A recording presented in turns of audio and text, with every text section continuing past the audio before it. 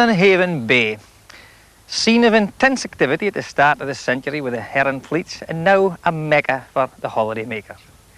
You can, there can't be many bonnier bays than Stonehaven. No, nor friendlier folks like the folks round about Stonehaven. It's folks that's had me coming back to Stonehaven for a number of years. Folks like John Michael. John's a joiner and he's now retired, but he spends all his spare time entertaining, especially the old folks. A colleague of his, Jimmy Wright from Aberdeen, penned a poem about him, and it goes something like this. Stonehaven, Stoney, or Kilhwang, whate'er you choose will nae ging wrong, has had some worthies in its time. I couldn't have put them all in rhyme, but e'en indeed I'd mention here is weel kent, both far and near, why's hail life centred in the stone, likewise for miles and miles around. John Michael, that's the man's name. He doesn't lay any claim to fame, like Thompson's bra pneumatic tyre or written bra books to inspire. Aye, without thought of worldly gain, elk spare hours clean up in the main, just entertaining, gain pleasure. Fit better way to spend your leisure.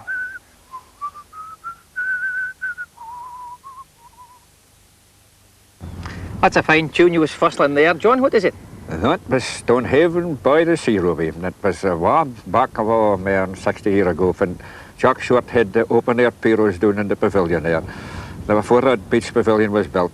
Jack Short being Jimmy Logan's father? That's right. A while back on the piros. He was in the earliest. He used to come here for a number of years. Him and his wife, Maydie L, were great artists.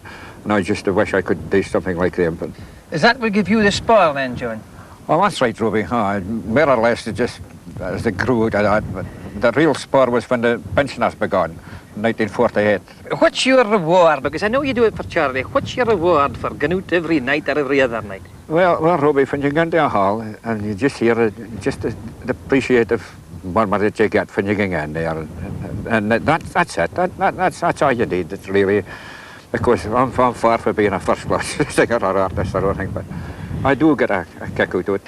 That reminds me, Jimmy Wright made up a song for you, didn't he? He did that, Ruby. Aye. Tell me about it, better than that. How about singing to me? Well, Ruby, if you can put up with it, so much the better. We'll go. Come on, we'll get going. There's songs of love and splendour in places far and wide, the misty-covered islands and the bonny river Clyde. But the song that fills my heart and brings back memories dear, Stonehaven of my childhood, the old tune on the pier. Oh, some they say Stonehaven, aye, and some they say Stonehive. Others just say Stoney, but it's good to be alive. When you're coming round the bend, going down the Berry Brae, and you gaze out of the harbour at our brass Stonehaven Bay. Long before Stonehaven's success was pulled from the sea, a fleet of boats sailed from neighbouring Cowie. Today, the royal borough of Cowie is a tiny residential place. Some might say, though not too loudly, that it's become a suburb of Stonehaven. Authoress and historian Elizabeth Christie well remembers the good old days. There used to be 4 or 5 boats coming in and going out.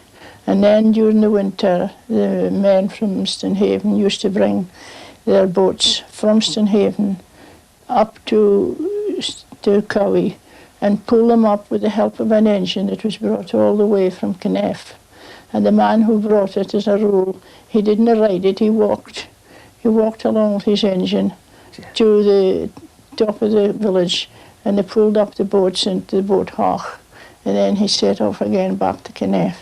Compared to other occupations at that time, how was the lifestyle of the fisherman, and knowing he was poor, how did he get on with it? Well, they lived very simply, oat cakes, bannocks, fish. My father was a grand hand at frying fish. And they got a few vegetables from the farmers. You didn't get much meat. There was a piece of meat at Sunday, and Father got it. And if you were lucky, you got a scrap or two, but not. If you weren't lucky, you didn't. What was there by way of entertainment then? Well, they made their own entertainment. They very often, someone would have a violin or a melodeon, or they would have a sing-song. My uncle used to have, he had a squad of boys, and the boys would all congregate in his house, and they would have a sing-song there. How about the youngsters of today? Are they well catered for in Stonehaven? Yes, they're very well catered for. There are a great many companies, as I said, all the different Boys Brigade and Boy Scouts and Cubs and Guides and Brownies and the ATC and the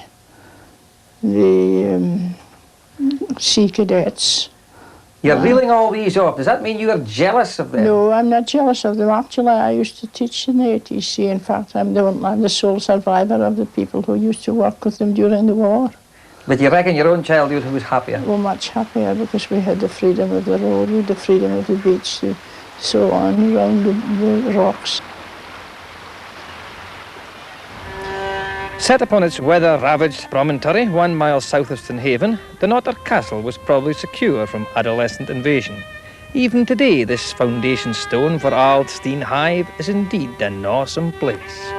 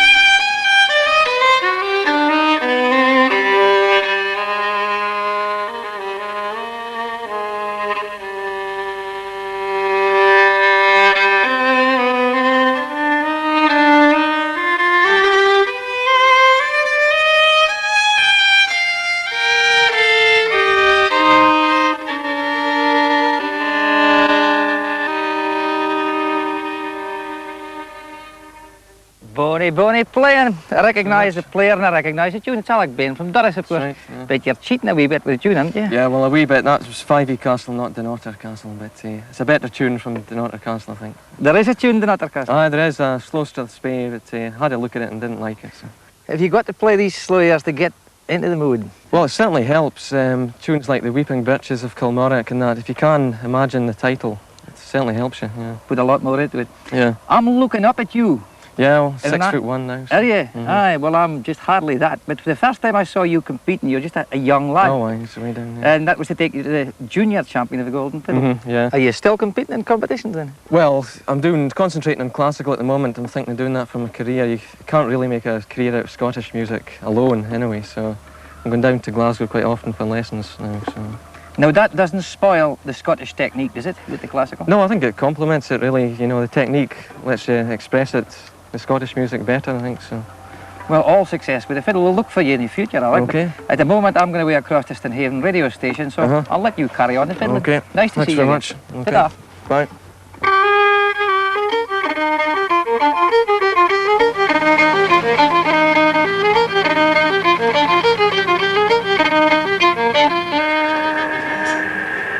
The fishing boats might have surrendered the Stonehaven moorings to pleasure craft, but the town maintains an international standing with those who take their living from the grey North Sea and far beyond. One such contact's preserved through this place, British Telecom's Stonehaven radio station.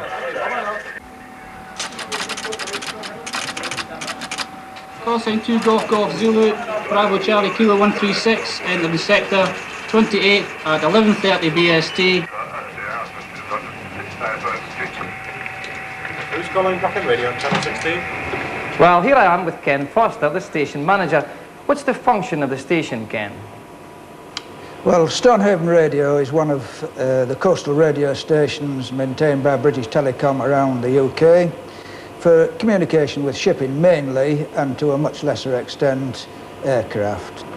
I must admit, I was surprised travelling up and down the road here and seeing all these aerials. How wide an area do you cover? Well, the area we cover at the moment is from Bucharest out to the Norwegian coast, and from Berwick-on-Tweed out to the Danish coast.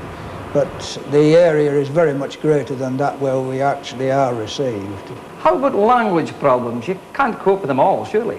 English is the international language of the sea, and when it does fall down, the customer at the other end does not speak English. There's an international code of signals we can fall back on. The tiny Kincardineshire port also houses the operational base for an internationally famous safety training centre. The sea rescue techniques perfected here with the help of the Royal Air Force are spectacular. I thought I was to meet Bob Allen, the chief instructor here at his headquarters, but Bob had other things in mind for me. A fine mess I'm in. Out and about, they said, not halfway out the North Sea. Well, to be fair, I can see Stonehaven across there, so I'm not too bad. It's a lovely day. But I'm here now, so Bob, the basics for safety apart from gripping onto this handrail. 2 hands for yourself, common sense, and not panic. It's as simple as that. How did you get involved in rescue then? A family thing, I suppose. Before I joined RGIT, the Survival Centre 6 years ago, I came from a place called Whitby, north of Yorkshire, and I was a fisherman there for 20 years, a skipper for 15, and a lifeboat coxswain. So I guess my family's always been involved in the sea and rescue. It stems from there. Is it people who've come through the basic safety that you're teaching? Yeah, the difference between the Maritime Rescue Section at Stonehaven and the Survival Centre in Aberdeen is that instead of teaching basic sea survival, we're training the guys who do the rescuing rather than looking after oneself. That most of the lads that come through our place operate standby ships, primarily in the North Sea, and all they're doing is standing by a rig within a 2-mile radius. In case of an incident, a man falls off the side, there's a major blowout, a rig's got to be evacuated, whatever. The guys we train are all experienced seamen but all we're doing is training them to operate fast rescue craft. That's boats capable of 30 knots, like the one you're sat in now, Robert. There's plenty of thrust in this one, then. We've got twin 85 horsepower outboard motors. She can accelerate up to full speed in about 15 seconds, and her top speed is about 30-31 knots. What happens if a thing capsizes? Oh, if she capsizes, she self-rights with a bag and a CO2 cylinder. She can right in about 7 or 8 seconds or so. Oh, I can hear a helicopter, Robbie. I think we're going to have to go. Oh, well, I'll keep my fingers crossed and go away.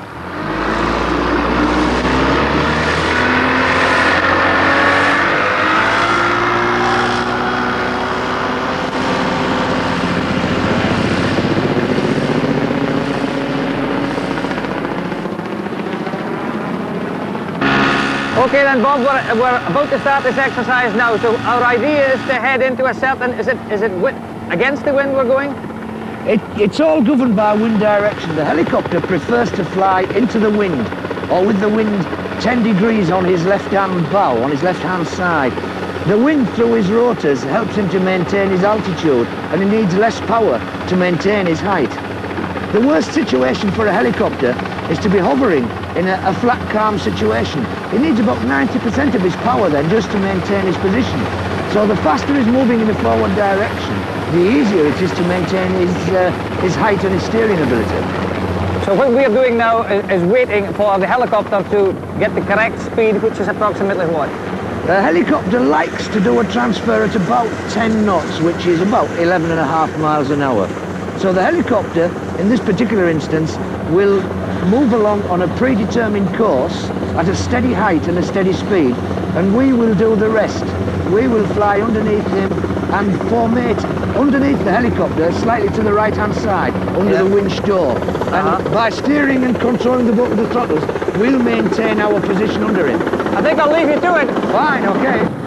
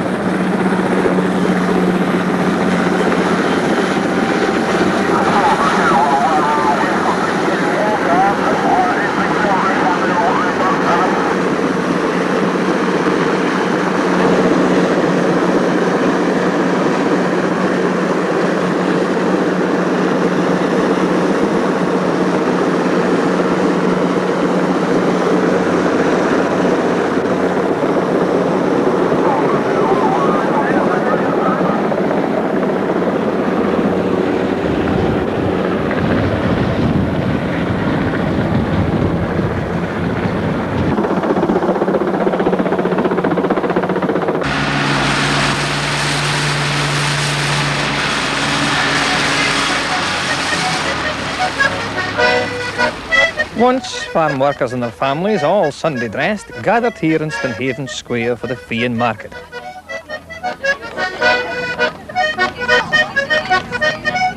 Twice a year, the menfolk sought better wages or a new master.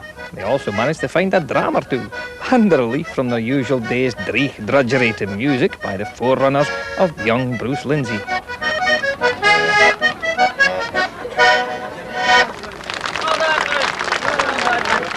That's a bra tune. What was it, Bruce? Dovecote Park. Dovecote Park.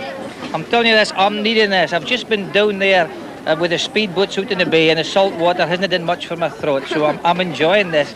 Yeah, we're back at the Fian market now. Do you know what a Fian market is? No, really. No. You did it? No. Well, I'll have to tell you, I'll have to explain to you. In the olden days in the square here, they had a Fian market. That's where they had farm servants in the common. They had engaged part. The fee is to engage farm servants. And once you got there, she stayed here for about the farm for 6 months, you see. And at that time, they had just blokes like you. I remember Curly Mackay, the late Curly Mackay used to play at Fian markets. And there's you. How old are you? 13. 13, and you're from Windygates in Fife. There's two lads very special to you in that button box, isn't there? Two lads that's helped you a lot. Who's that now? Jim Crawford and Jimmy Shand. You've got this style of Jimmy Shand about you, I think, haven't you? Eh? You enjoy the playing, do you? Aye. So are you here to mark pennies? That's what they did in the olden days, you know. They come and they put down their bonnet and they made... Have you made any money today? No. None at all. It's high time you'd started that. Because what I'm going to be doing, I'm going right round about there, and I'm going to see the rest of the stalls. And when I come back, I hope your bonnet's full. I'll leave it with you, and I'll go away and I'll see what's happening around the rest of the fair. And a full bonnet when I come back, mate. We'll see you, Bruce.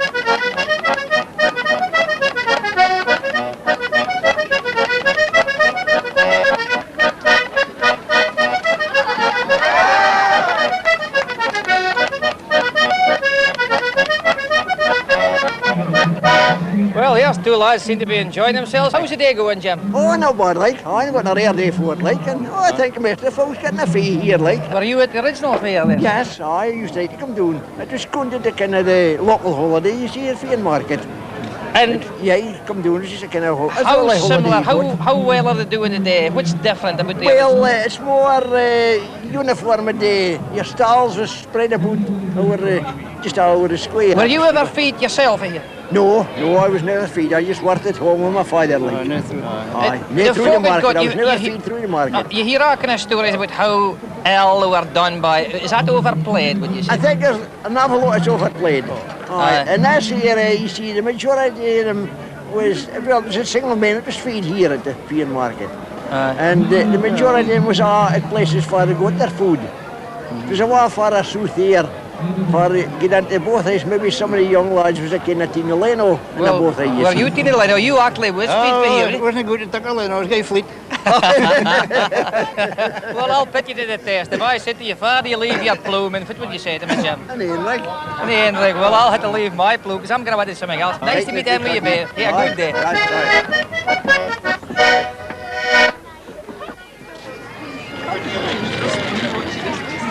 Maybe those of you who don't know already might like to have a guess at what's going on here and what might be called the highlight of Stonehaven's calendar.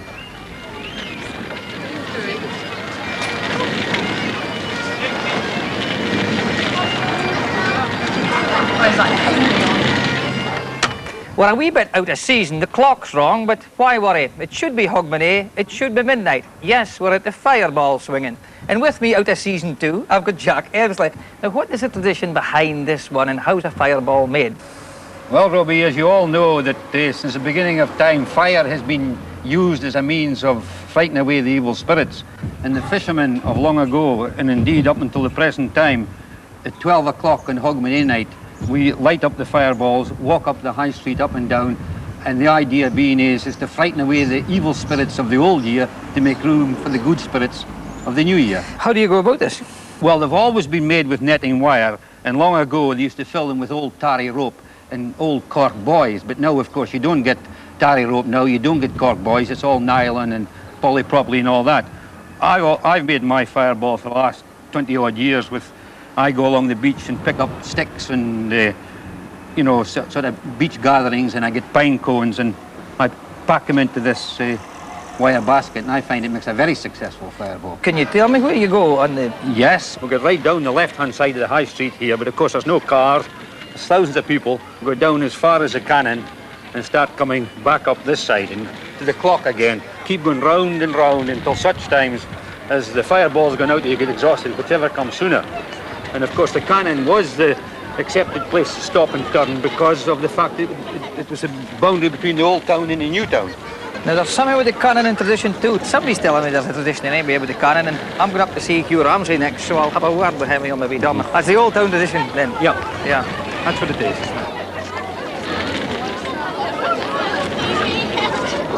Well, I've just left Jack Emsley down there at the cannon, which he tells me is a boundary, Hugh. Why can't I cross that boundary by tradition? That's an old thing.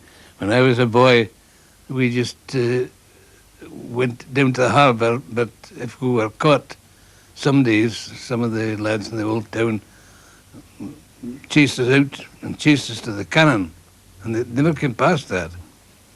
And But if we jump now to the time you were provost, you were the longest serving provost of Stonehaven in one continuous span of years, weren't you? 12 years. 12 years. If we can take that, you had the foresight there. What would you say was your proudest moment, or the one that you can look back and say that was a fair achievement now? What do you reckon was your proudest? I think the rebuilding of the old town.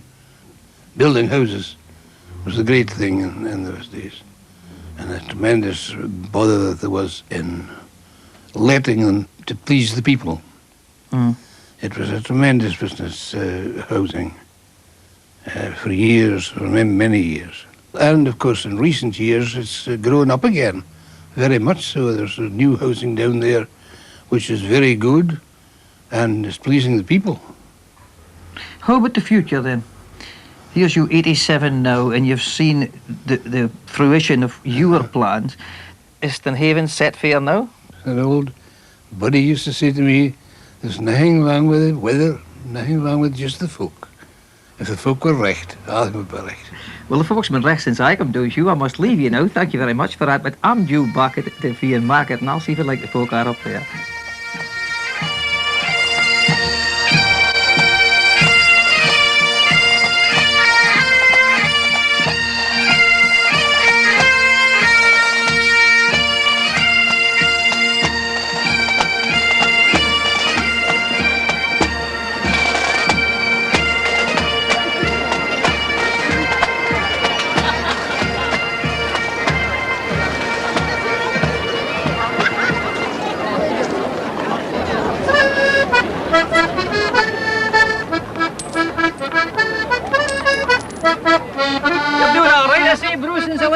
Making some money, that's one of my tunes.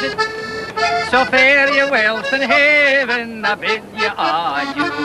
I'll leave you as I go to you, a bonny friendly too. And that's it from out and about in Stonehaven. From me, it's on the heat of the road again, and ta-ta-da-doo.